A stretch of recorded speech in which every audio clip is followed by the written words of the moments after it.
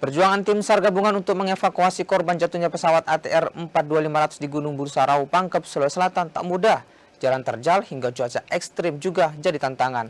Mereka berjibaku demi menuntaskan misi kemanusiaan. Ya saudara, proses evakuasi dan juga pencarian korban pesawat ATR 42500 di Gunung Bulu Sarau, Kabupaten Pangkep ini terus saja dilakukan dan sekarang memang sudah memasuki hari kelima. Kita akan bertanya-tanya dan juga mengetahui dengan bagaimana mekanisme dan juga bagaimana medan yang dilalui oleh tim SAR gabungan selama melakukan evakuasi yang sudah memasuki hari kelima ini. Kita akan bertanya dengan salah satu tim SAR ataupun juga Seru 2 yang memang sudah kembali dari puncak Gunung Bulu Saraung sejak nanjak atau sejak naik hari kemarin. Kita akan tahu dan juga bertanya mengenai medan dan juga apa saja yang dilalui oleh tim SAR untuk bisa melakukan proses evakuasi. Selamat pagi Pak, ini kan kita ingin tahu di tengah cuaca yang tidak bersahabat ini, teman-teman tim SAR Seru 2 ini kan sudah naik ke puncak Bulu Saraung kemarin terus kemudian tiba di posko pada hari ini. Mungkin boleh diceritakan seperti apa medan dan juga apa yang dilalui oleh teman-teman. Bagaimana medan dan juga jelaskan kondisi jalanan yang ada di pendakian Gunung Bulu Saraung, Pak. Siap. Baik, pertama kami dari Batalion Para Komando 473 Kopasgat.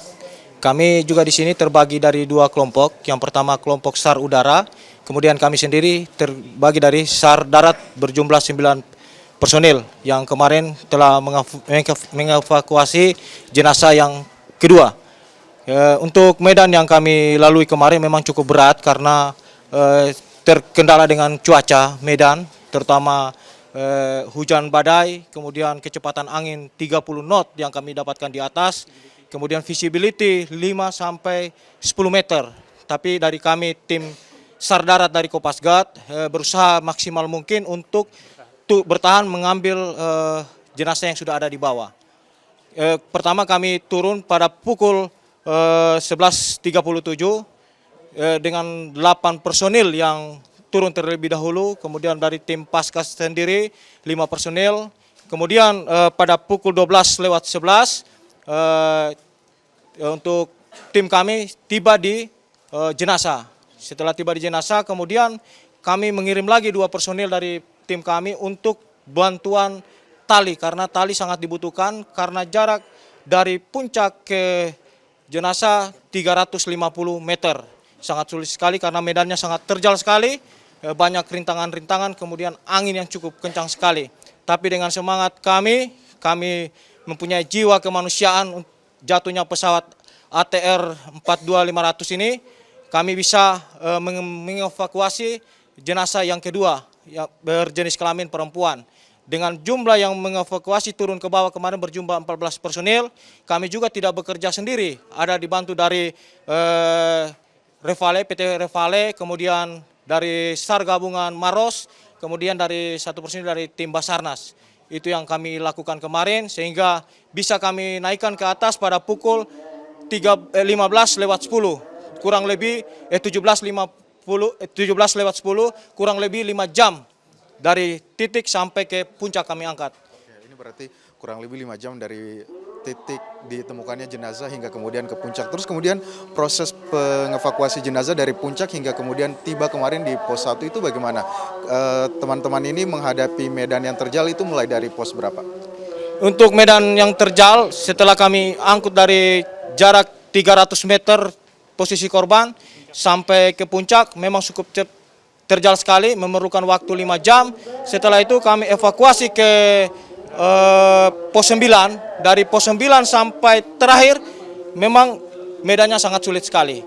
Sangat menurun sekali, banyak rintangan-rintangan, pohon-pohon, kemudian cuaca juga, hujan deras yang kami hadapi pada waktu itu. Kemarin kan memang kami juga pantau bahwa kemarin sempat hujan deras hampir seharian disertai dengan angin dan juga kabut.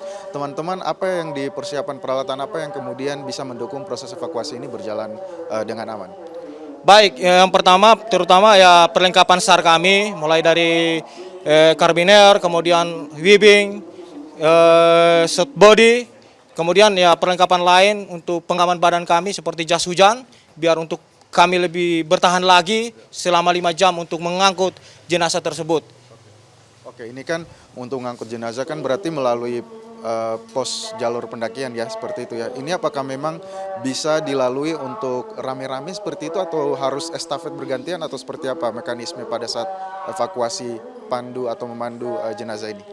Baik, untuk evakuasi jenazah kemarin memang tidak dibutuhkan banyak personil karena medan sangat terjal, kemudian banyak batu-batu yang berjatuhan dari atas. Jadi dibutuhkan 14 personil saja yang turun ke bawah untuk mengevakuasi sampai ke titik akhir di puncak Gunung Bulu Saraung seperti itu. Untuk sampai turun ke pos 1 itu kemudian berapa lama dari pos 9 pada saat diangkat terus kemudian diamankan ke pos 9 turun ke pos 1 hingga ke posko itu berapa lama dibutuhkan waktu oleh tim? Baik, untuk waktu yang kami butuhkan kemarin dari pos 9 sampai pos 1 sampai di sini juga memerlukan waktu 2,5 jam karena posisi hujan sangat gelap, kurang cahaya, kemudian sangat terjal sekali, banyak akar-akar pohon yang menghalangi kami begitu. Oke, terima kasih. Memang ada banyak sekali halangan dan hambatan ya, tapi teman-teman tim SAR gabungan juga dari tim Seru 2 ini juga tidak patah semangat begitu untuk terus bisa mengevakuasi jenazah korban kedua hingga sampai di posko kemarin ya. Baik, terima kasih. Semoga nanti proses evakuasi bisa berjalan juga lancar. Terus kemudian juga kita berharap untuk dapat menemukan korban-korban yang hingga saat ini belum bisa ditemukan. Terus kemudian juga kita berharap semoga cuaca bisa membaik hingga proses evakuasi melalui darat dan juga udara bisa berjalan lancar. Saya Gufran Amataha, Rama Pratama, Kompas TV, Pangkep, Sulawesi Selatan.